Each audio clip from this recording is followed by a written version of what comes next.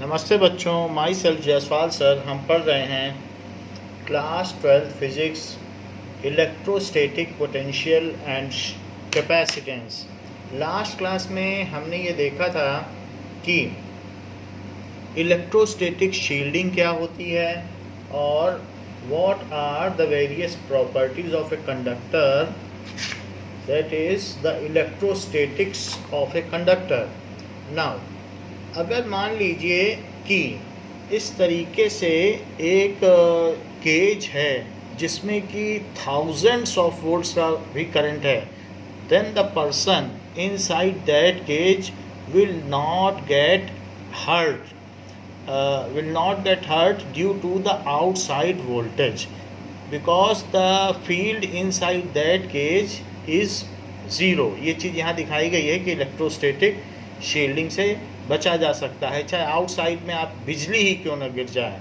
Similarly here it is seen that a girl is touching the cage from inside to some electric shock, but she is smiling due to the electrostatic shielding, because electricity is not reaching, electric field is not reaching to her.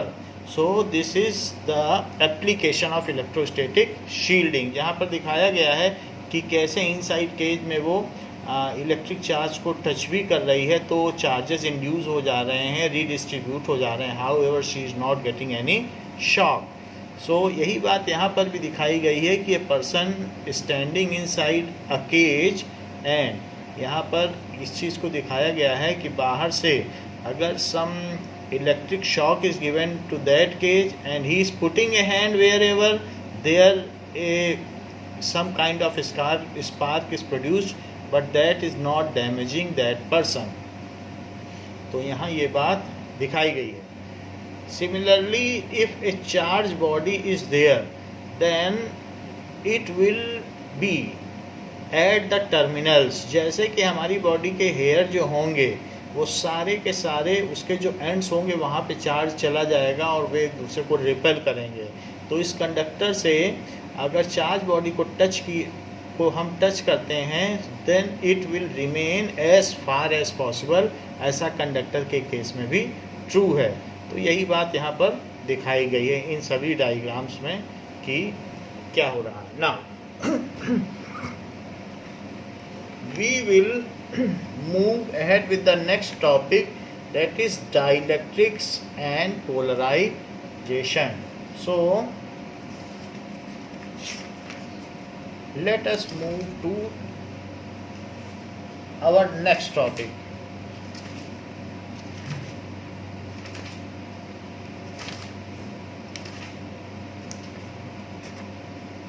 dielectrics and polarization।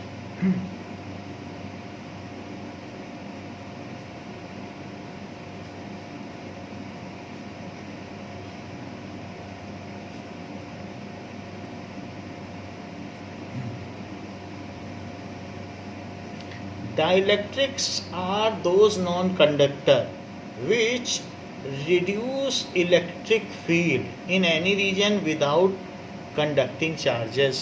So dielectrics are those non-conductor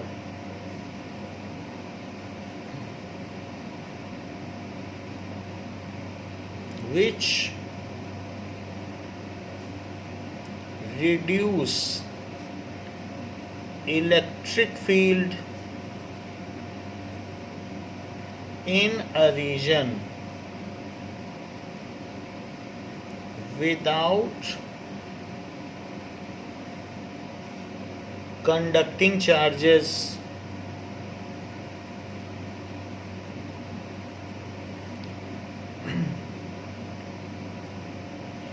तो वो dielectrics होता है। जैसे कि हम यहाँ देख लें कि एक पॉजिटिव प्लेट ले ली गई है और पॉजिटिव प्लेट और negative plate which are kept parallel to each other, if it is separated by some metallic box, ये हमने एक इसमें इसके बीच में मेटेलिक बॉक्स रख दिया है। So if it is separated by some metallic box, ऐसे हमने इसमें रख दिया है।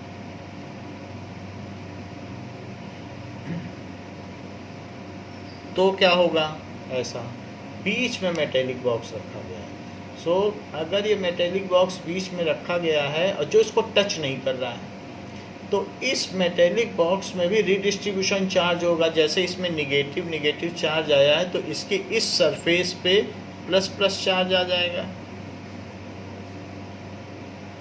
और इस वाली सरफेस पे जो कि यहाँ दिखाई गई है, तो इस वाली सरफेस पर इसकी वजह से माइनस माइनस चार्ज सब में आ जाएगा। यहाँ पर भी पूरे पे माइनस माइनस चार्ज आ जाएगा, क्योंकि उस पर प्लस था तो माइनस आ गया, और उस पर माइनस है तो प्लस आ गया। अब देखें कि आउटसाइड की फील्ड कहाँ से कहाँ है, क्योंकि आउटसाइड में तो सब में प्लस चार्ज है, ये आउटसाइड की प्लेट्स में ये प्लस और माइनस है, तो आउटसाइड की फील्ड इस डायरेक्शन में जा रही है, प्लस से माइनस, और इस पे अंदर प्लस है तो प्लस से माइनस अंदर की फील्ड इधर जा रही है। As metal can freely conduct electricity, तो इसके अंदर हमें मालूम है कि इसमें तो इलेक्ट्रिक फील्ड ज़ीरो होनी ही है, अदरवाइज चार्जेस चलने लगेंगे और इलेक्ट्रिसिटी कंस्टिट्यूट हो जाएगी, इलेक्ट्रिक करंट कंस्टिट्यूट हो जाएगी। So the electric field inside it and the applied electric field which is outside, तो उसको आउटसाइड लिखते हैं। तो आउटसाइड फील्ड और inside field they are equal in magnitude. तो E inside is minus of E outside, hence the net electric field inside conductor is 0. So in case two charged plates are separated by this conductor, so in case two charged plates are separated by conductor, then the field between those two charged plate is 0. Then field between plates, थोड़ा सा बस field यहाँ इसके बीच में रहेगी तो रहेगी, क्योंकि प्लस से माइनस और यहाँ इस प्लस से इस माइनस, बस इस सेपरेशन में रहेगी, यहाँ नहीं रहेगी। Between charged plate inside the box, inside the जो भी बॉक्स हमने लिया है इज 0। लेकिन ऐसा करने से हमें नुकसान क्या है, क्योंकि सम टाइम ऐसा भी हो सकता है ये इसको टच कर जाए और ये इसको टच कर जाए, तो ऐसे केस में जो भी हमने चार्ज इसमें अपोजिट चार्ज कलेक्ट किया है वो सारा न्यूट्रलाइज हो जाएगा, क्योंकि ये प्लस और माइनस आपस में न्यूट्रलाइज कर देंगे। तो ऐसे केस में it is not good to keep a conductor between them. तो हमने चार्ज इकट्ठा किया, हम चाहते थे कि इसके बीच में फील्ड ना हो और ज़्यादा से ज़्यादा चार्ज हम इकट्ठा कर सकें, तो कंडक्टर रखने से that can be done. However there is always a chance of their contact with this conductor and our costly charges may get neutralised. तो हम इस चीज़ को डाइलेक्ट्रिक से कर सकते हैं कि इनके बीच में अगर डाइलेक्ट्रिक पुट कर दिया जाए, पेपर पुट कर दिया जाए, इस तरीके से माइका की शीट पुट कर दी जाए, देयर आर वेरियस डाइलेक्ट्रिक जो कि नॉन कंडक्टर्स हैं, उनको अगर हम इसमें पुट कर दें तो हमारी फील्ड 0 तो नहीं होगी, रिड्यूस हो जाएगी, but it will not getting conducted और it will not getting neutralised. तो dielectrics are those non conductors which reduce electric field without conducting charges और विदाउट न्यूट्रलाइजिंग देम। तो जैसे कि अब क्या करते हैं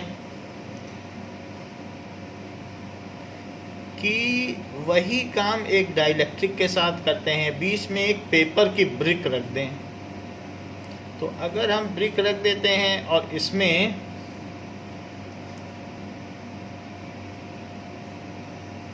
सम ये बॉक्स है, तो पेपर का बॉक्स है और ये चार्ज्ड है, ये प्लस है,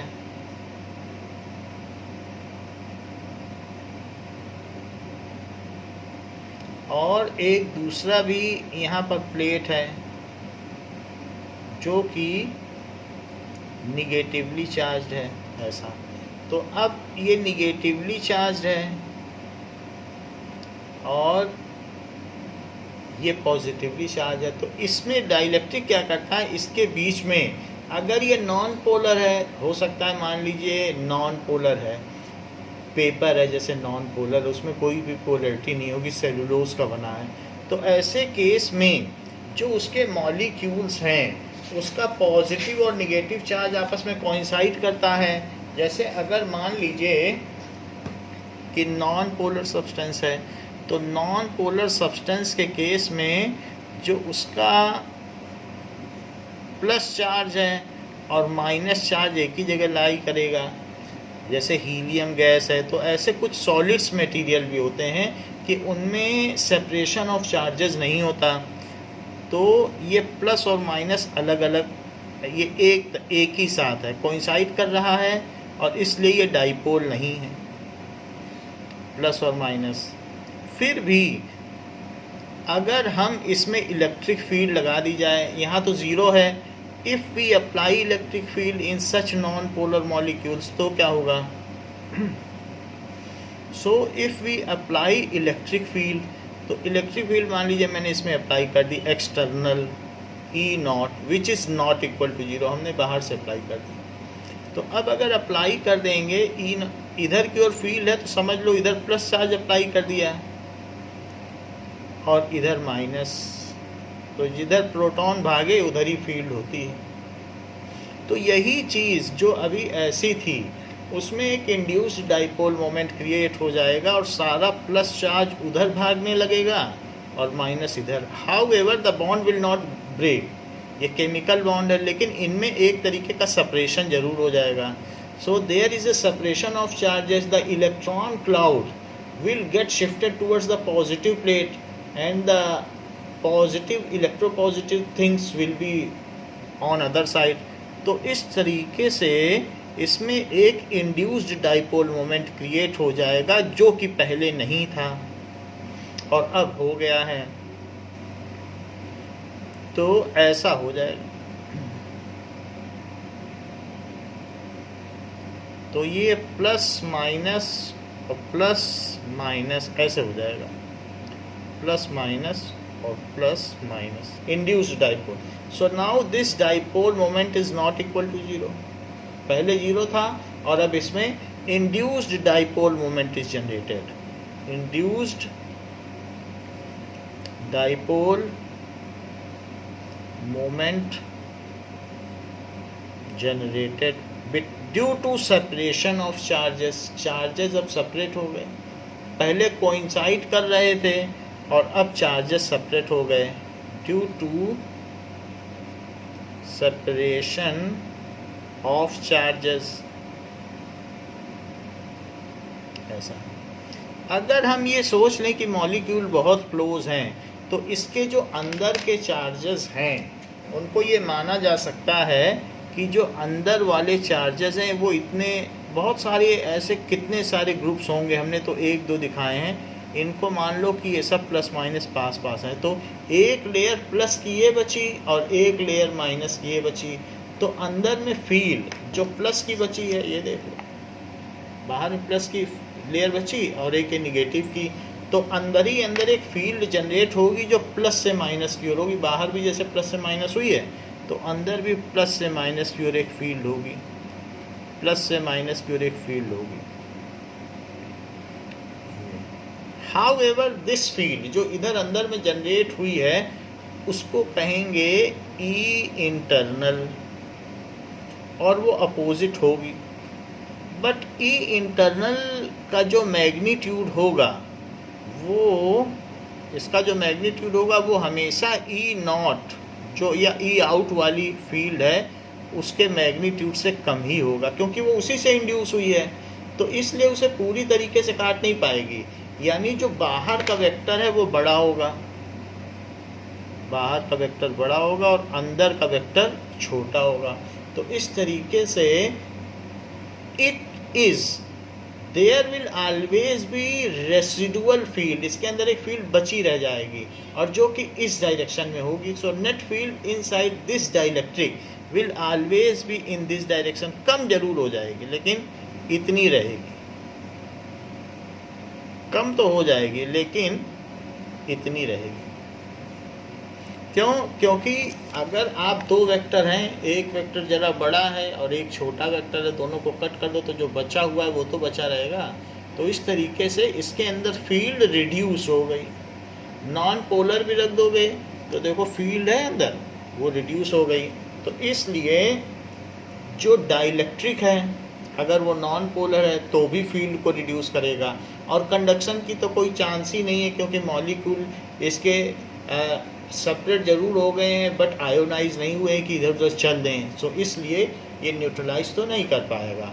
हाउएवर इट रिड्यूसेस. ये हमने एक पहली चीज़ बताई है जो कि इस फिगर में दिखाई गई कि ऐसे जो लास्ट चार्जेस हैं उनको लेके आप ऐसा कर सकते हैं. अब देखें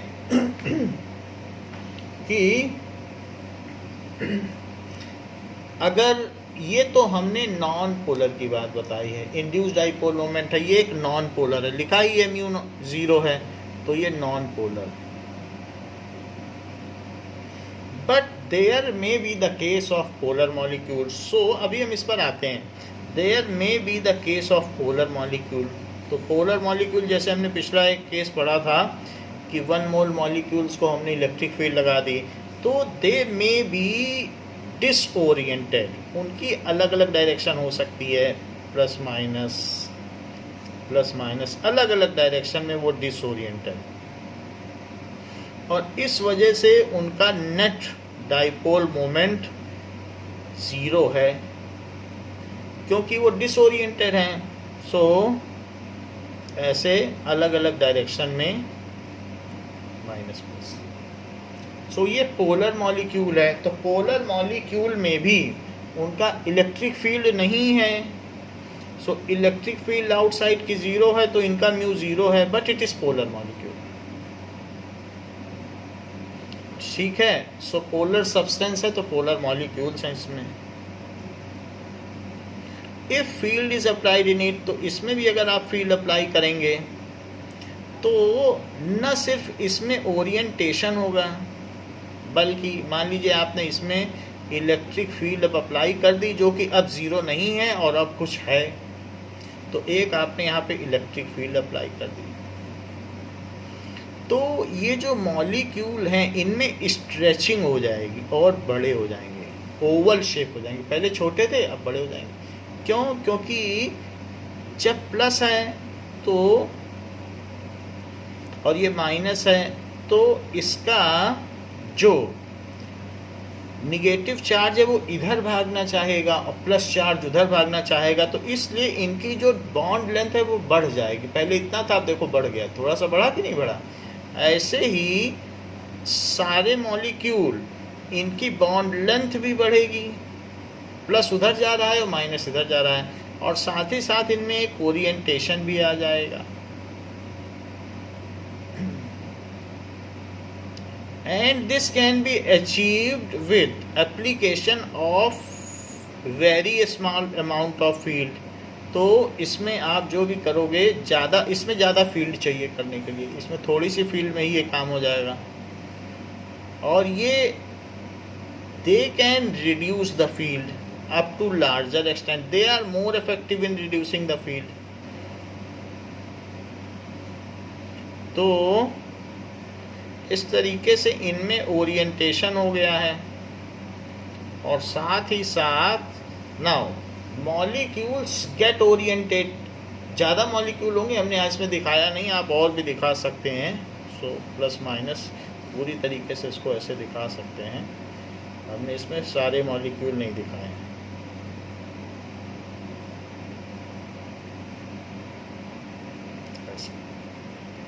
now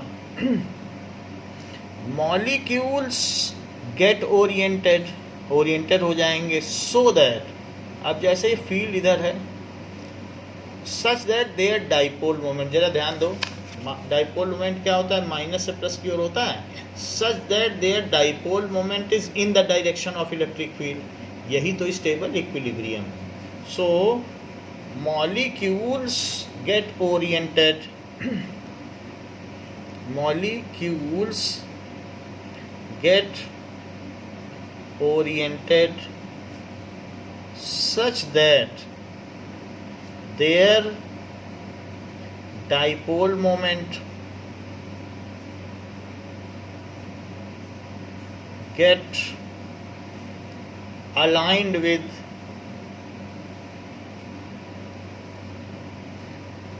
applied external electric field.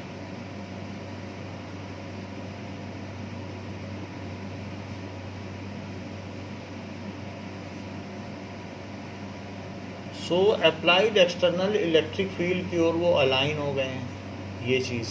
So it is align with applied external electric field. And इस तरीके से हम देखें तो अगर बीच बीच के चार्जेस को हम ये मान लें कि प्लस और माइनस आपस में न्यूट्रलाइज करें and they are very close to each other, तो ऐसा मान लेने पर जो सबसे एक्सट्रीम चार्जेस हैं जो बाउंड्री पे, वो अपना एक इफेक्ट देंगे, तो ये प्लस से माइनस की ओर फील्ड होगी, क्योंकि प्रोटॉन जो भागेगा वो निगेटिव की ओर भागेगा, तो प्लस से माइनस फील्ड होगी।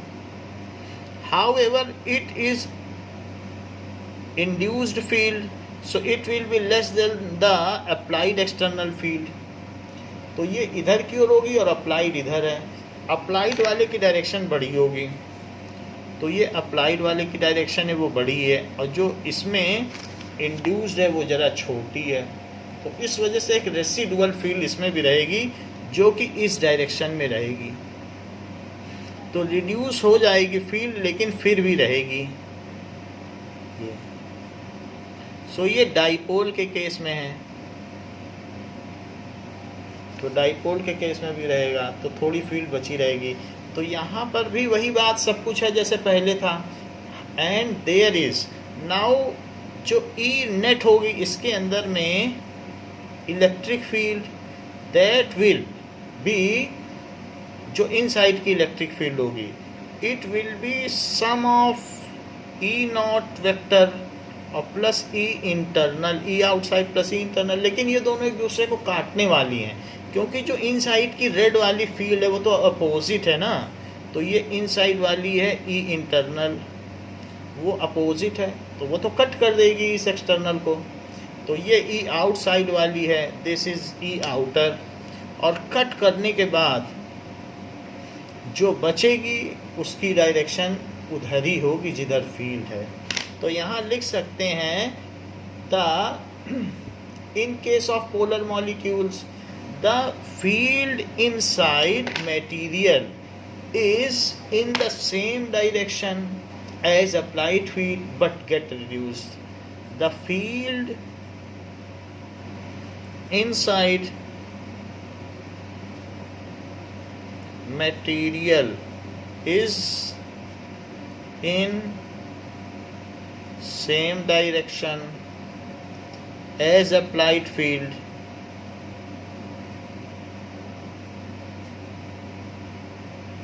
but get reduced।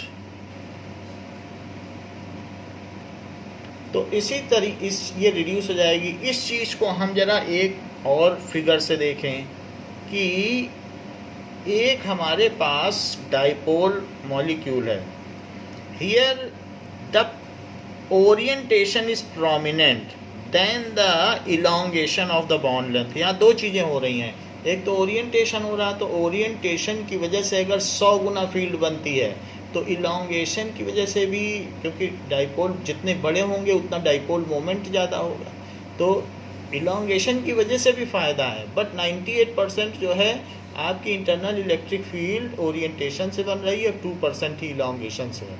So the factor of orientation is more prominent, ऐसा है। और जबकि इस केस में सिर्फ इलोंगेशन की वजह से हो रहा है जो सेपरेशन है, तो सेपरेशन है वो 2% इफेक्ट देता है, और जो ओरिएंटेशन है वो 98% देता है। तो इसलिए हम नॉन पोलर मॉलिक्यूल को प्रीफर ही नहीं करते, हम ऐसे डाइलेक्ट्रिक लेते ही नहीं हैं।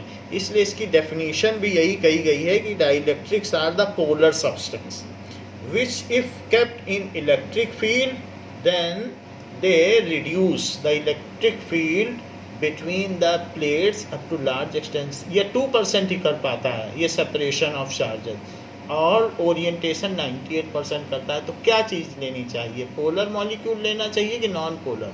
तो पोलर लेना चाहिए। तो ओरिएंटेशन का ज़्यादा फ़ायदा है। तो अगर मान लीजिए ऐसे कई मॉलिक्यूल्स हैं जिनको कि हमने एक्सटर्नल इलेक्ट्रिक फील्ड लगाई है बाहर से, इस डायरेक्शन में लगा दी, तो फील्ड उधर लगाई है तो उधर निगेटिव होगा, क्योंकि प्रोटॉन जिधर जाएगा और इधर पॉजिटिव कोई प्लेट हमने लगाई होगी, तभी तो फील्ड प्लस से माइनस जाती है कि नहीं? फील्ड प्लस से माइनस जाती है। तो ये इसके चार्जेस ऐसे ओरिएंटेड हो जाएंगे, डाइपोल है। तो ऐसा कोई सब्सटेंस जिसमें वाटर भी एक अच्छा डाइलेक्ट्रिक माना जा सकता है, डिस्टिल्ड वाटर, क्योंकि उसमें भी यही सब चीज़ें होंगी।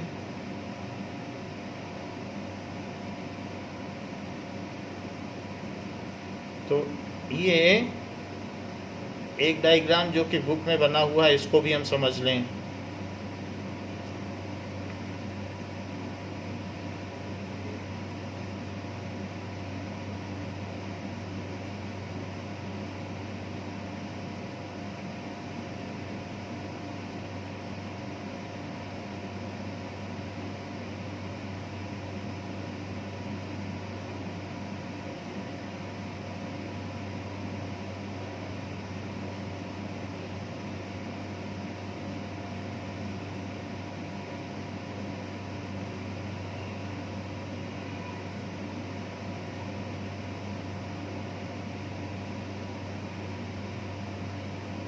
नाउ इसमें ओरिएंटेशन हो गया है, जो इधर उधर रेंडमली ओरिएंटेड थे वो अब एक ही डायरेक्शन में हो गए हैं, and there dipole moment is in the direction of applied electric field which is a case of stable equilibrium, जो स्थायी साम्यावस्था का एक केस बनता है। तो ऐसा इसमें हो गया है ऐसे।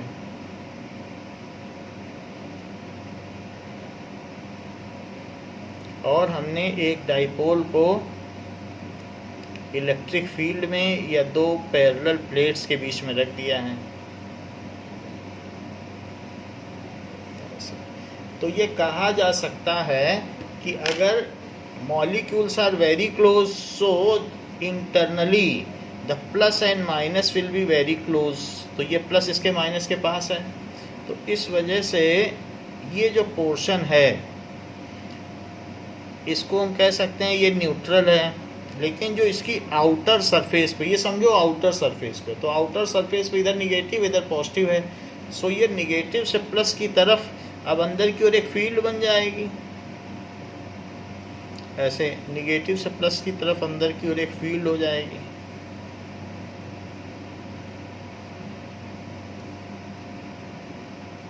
ये प्लस से माइनस की ओर, प्लस से माइनस, यहाँ भी तो प्लस से माइनस है, प्लस से माइनस जाती है एक फील्ड की नहीं, तो इस तरीके से प्लस से माइनस की ओर एक फील्ड हो गई, जो कि आउटर अप्लाइड इलेक्ट्रिक फील्ड के अपोजिट हुई और उससे कम हुई। तो ये रीजन है कि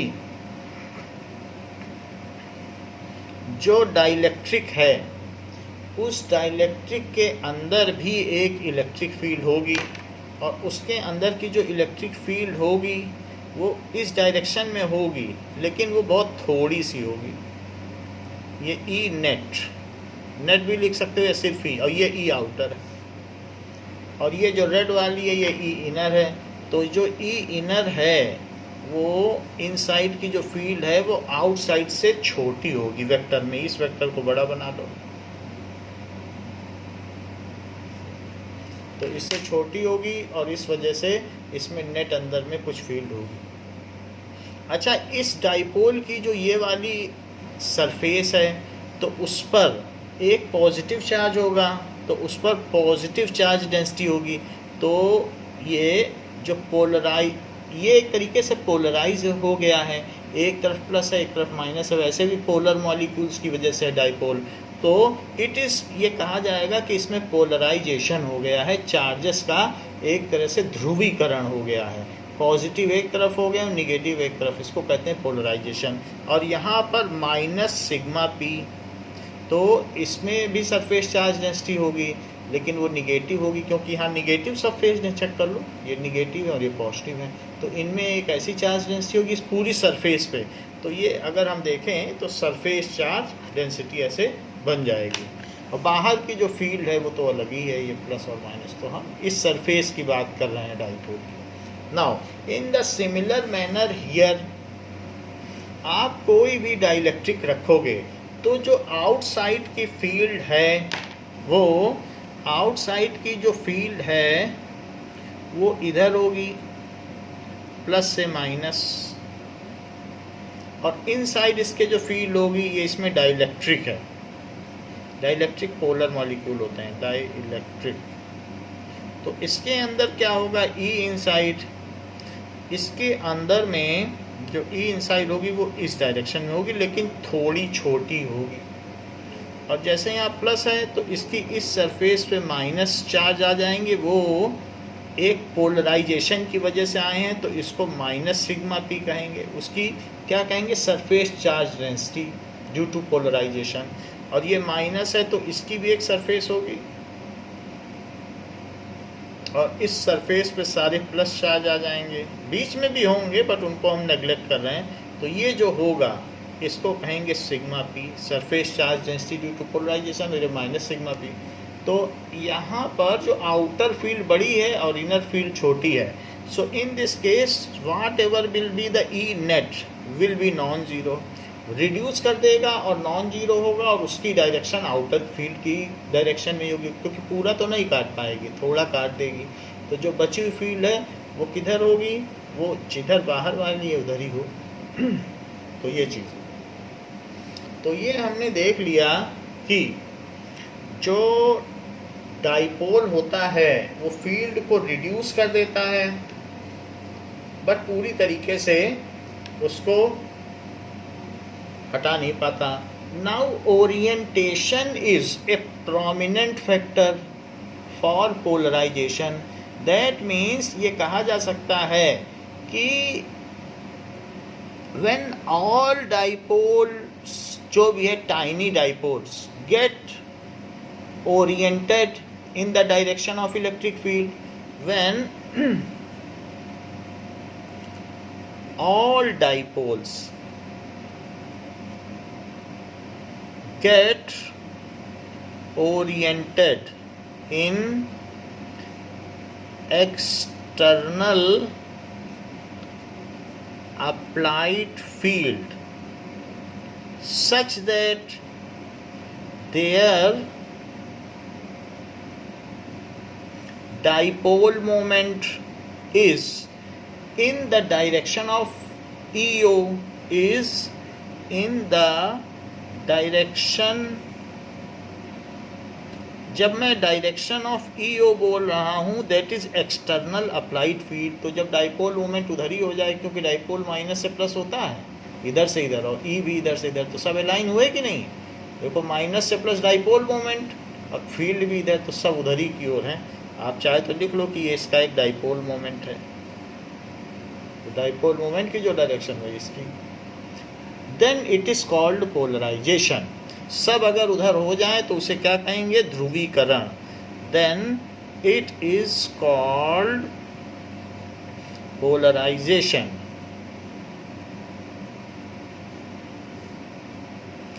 Polarization is a prominent factor in reducing field than the separation of charges. इसलिए नॉन पोलर मॉलिक्यूल्स को डाइपोल के तौर पर यूज़ नहीं किया जाता, क्योंकि कब वो सेपरेट होंगे और कितना सेपरेट होंगे, अच्छे डाइपोल बनेंगे कि नहीं, क्योंकि डाइपोल मोमेंट तभी अच्छा बन पाता है जब उनकी बॉन्ड लेंथ ज़्यादा हो। अब चार्जेस सेपरेट ही नहीं होंगे तो Q × 2a में 2a छोटा पड़ जाएगा, और डाइपोल मोमेंट ही नहीं बन पाएगा।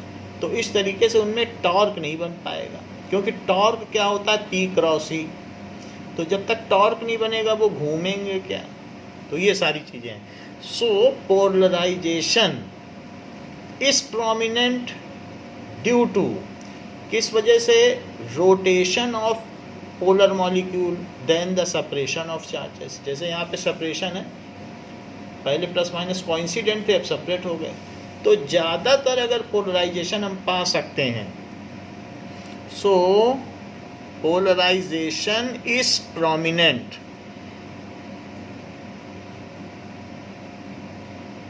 ड्यू टू ओरिएंटेशन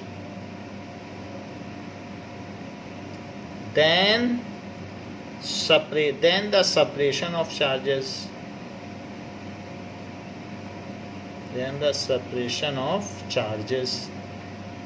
इसलिए हम क्या करेंगे, that's why we take हम इसलिए पोलर मॉलिक्यूल लेंगे। तो फिर से देख लें, dielectrics are the material having polar molecule which reduces the electric field between any two oppositely charged plate without conducting.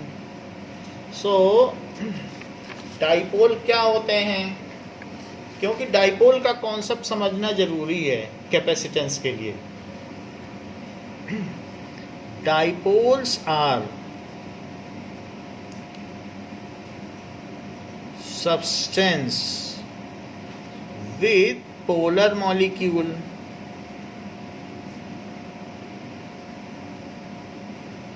which reduce electric field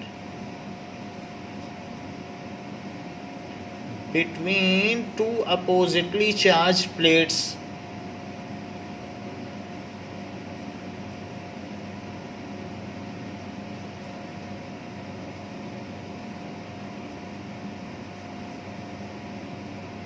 without conducting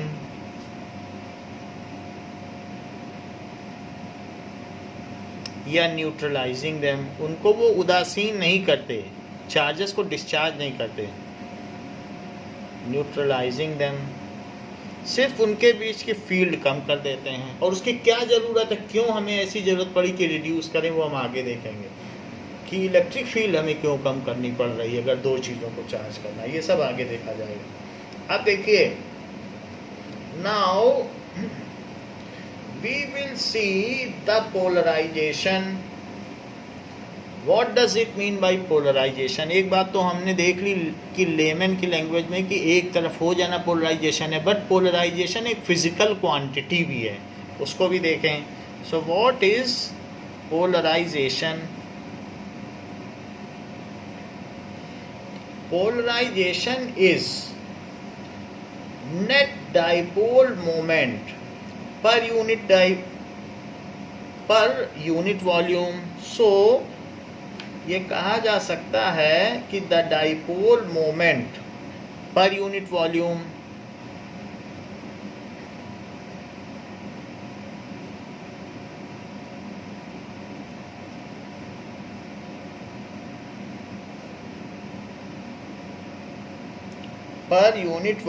is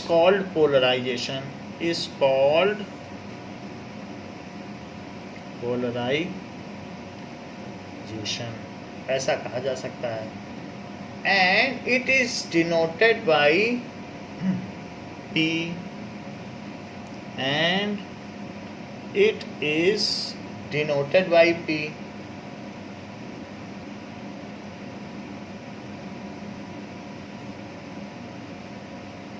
इसको P से डिनोट करेंगे। अब जरा देखें, नाउ जैसे कि हमने थोड़ी देर पहले अभी एक इस तरीके का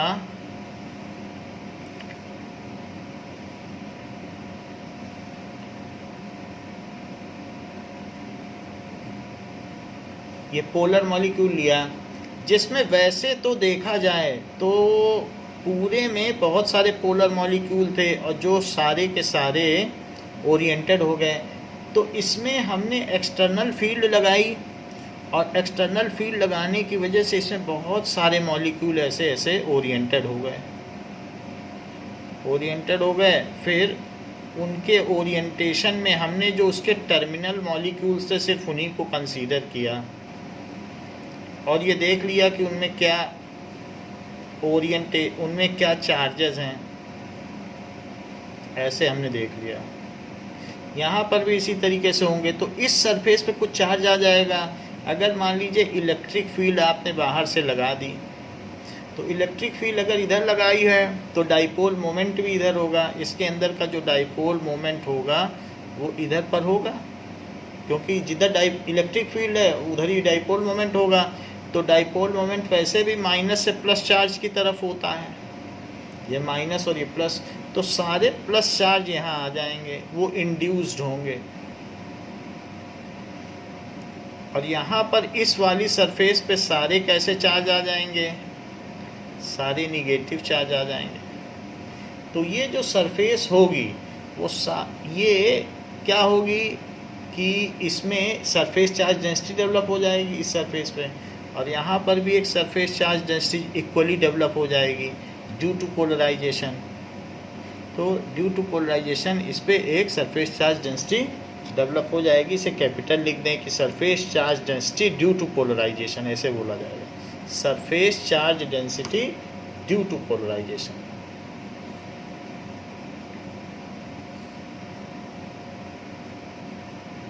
डेंसिटी ड्यू टू पोलराइजेशन। अब मान लीजिए इसका एक डाइपोल मोमेंट कुछ है और इसमें कितने मॉलिक्यूल इनको मल्टीप्लाई करो, एक का कुछ डाइपोल मोमेंट होगा, जैसे HCl ही ले लो। अब कितने मोल मॉलिक्यूल्स हैं, जब सबका डाइपोल मोमेंट निकाल लोगे तो P टोटल, और इसका वॉल्यूम अगर V है, तो पोलराइजेशन का फार्मूला क्या हुआ कि P कितना है, dipole moment net upon volume, यानी the dipole moment per unit volume. जितने भी मॉलिक्यूल हैं, हर एक मॉलिक्यूल का P, वो P का क्या फार्मूला होगा, Q इंटू 2A। तो मान लीजिए मॉड में लगा दें तो यहाँ पर, क्योंकि ऐसे स्केलर क्वांटिटी निगेटिव से पॉजिटिव, तो ये एक का है, और जितने भी मॉलिक्यूल्स हैं उतने मॉलिक्यूल से मल्टीप्लाई करो तो P नेट आएगा, और इस बॉक्स का क्या वॉल्यूम है उससे डिवाइड कर दो, तो P नेट क्या होता है बताइए, कूलम्ब मीटर, और ये है मीटर क्यूब। कूलम मीटर होता है नहीं, कूलम मीटर, तो coulomb per meter square. So net dipole moment per unit volume is called polarization. It is achieved by orientation, ये उनके ओरिएंटेशन से अचीव होगा। तो ये तो हमने देख लिया कि ये फार्मूला है कि net dipole moment per unit volume is the polarization. लेकिन ये भी बात सत्य है कि जो पोलराइजेशन है, अगर हम फील्ड को बढ़ाते जाएं और फील्ड और फील्ड और फील्ड लगाते चले जाएं, तो ऐसे केस में और मॉलिक्यूल ओरिएंटेड होंगे और उनके बीच का सेपरेशन भी बढ़ेगा, धीरे धीरे डाइपोल मोमेंट बढ़ेगा, वॉल्यूम तो नहीं बढ़ेगा, ये बढ़ेगा, और इसके बढ़ने से ये बढ़ेगा। तो हम कह सकते हैं कि polarization is proportional to external applied electric field, जिसको कि सिर्फ हम ई कह रहे हैं, ई ही कहा जाता है जो अप्लाइड फील्ड होती है। So if more electric field is applied then more polarization can be achieved, ये बात है। If more field is applied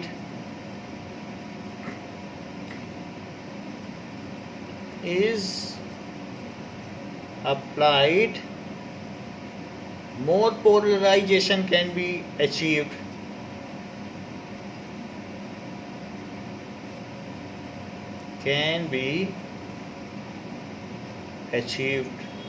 So polarization is directly proportional to electric field. So polarization, that is dipole moment per unit volume, is directly proportional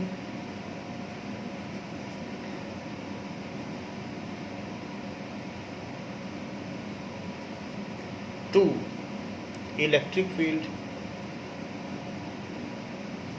वो electric field के applied electric field के proportional होता है। अब इस proportionality constant को हम क्या कह सकते हैं कि प्रोपोर्शनलिटी कांस्टेंट की वैल्यू लिखिए। So this is known as the susceptibility, ये ससेप्टिबिलिटी कहलाता है, परावैद्युतशीलता। So the electric susceptibility is the proportionality constant. ये क्या चीज है? Electric susceptibility is proportionality constant.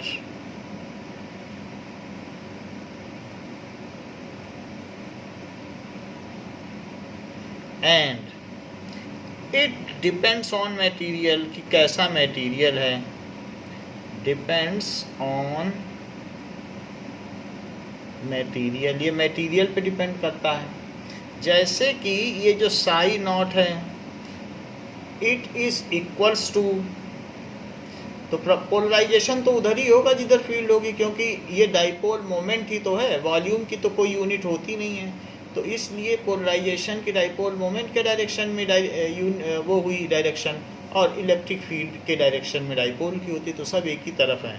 Susceptibility is the polarisation achieved per unit applied electric field. E नीचे चला गया, तो ससेप्टिबिलिटी ऑफ ए मीडियम, चाहे वो पेपर हो या माइका हो या ऑयल हो या वाटर हो, हर एक की अपनी ससेप्टिबिलिटी, और ये सभी डाइलेक्ट्रिक्स हैं, अभी हम लिस्ट बता देंगे। सो ससेप्टिबिलिटी क्या चीज़ होती है? Susceptibility is the polarisation achieved. अगर मैं ई को 1 रख दूँ तो ये दोनों इक्वल हो, तो दैट इज ससेप्टिबिलिटी। कोई भी मटेरियल कितना ससेप्टेबल है, कितना ज़्यादा पोलराइजेशन कर लेता है। अगर मैं सब में 1 न्यूटन पर कूलम या 1 वोल्ट पर मीटर, इसकी कई यूनिटें हैं, न्यूटन पर कूलम भी है और वोल्ट पर मीटर है, क्योंकि dV/dl तो कुछ भी है। तो अगर unit susceptibility of a medium is the polarization achieved। Polarization, जब तक फील्ड नहीं लगाई जाती तब तक तो अलग अलग मॉलिक्यूल अलग अलग डायरेक्शन में रैंडमली ओरिएंटेड रहते हैं और उनका नेट डाइपोल मोमेंट 0 होता है, और जैसे ही फील्ड लगाई जाती है वो सारे के सारे इलेक्ट्रिक फील्ड के डायरेक्शन में आ जाते हैं। The polarisation achieved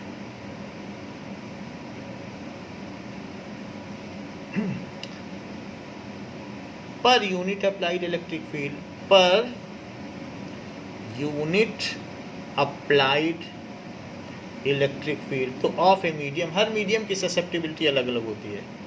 electric field इस तरीके से कहा गया है ना। ये बात तो हम लोगों ने कर ली कि ससेप्टिबिलिटी क्या होती है।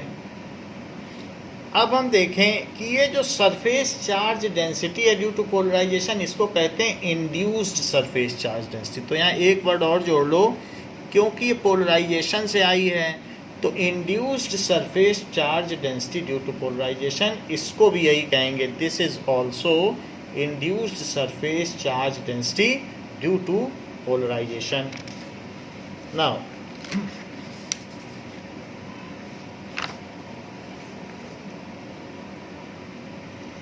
अब देखिए कि जो हम इसमें सरफेस चार्ज डेंसिटी पा रहे हैं in dielectric, so surface charge density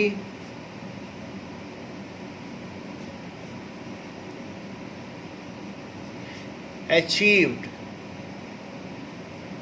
surface charge density achieved in dielectrics is due to bound charges, due to bound charges, bound charges की वजह से उसमें सरफेस चार्ज डेंसिटी होती है।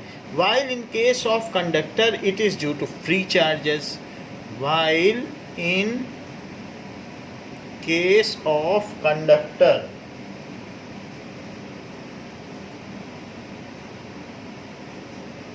it is